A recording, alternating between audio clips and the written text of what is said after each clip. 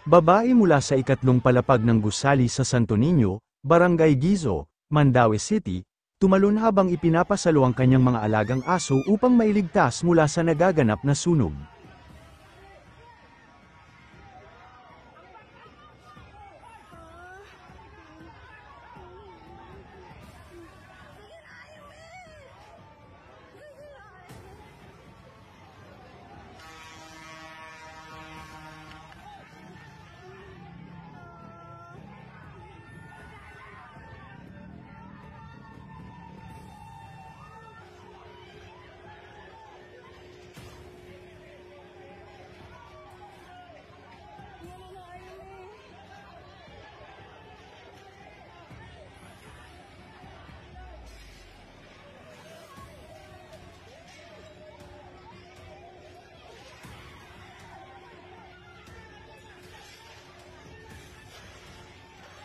Mabilis na kumalat ang apoy kaya napilitang bumaba ang babae sa hagdan, ngunit dahil sa panganib ay tumalon ito upang makalayo kasama ang kanyang mga alaga, agad rumesponde ang mga bombero at mabilis na naapula ang apoy, patuloy pang inaalam ang pinagmulan ng sunog, walang naiulat na malubhang nasugatan at ligtas ang babae at ang mga aso matapos ang insidente.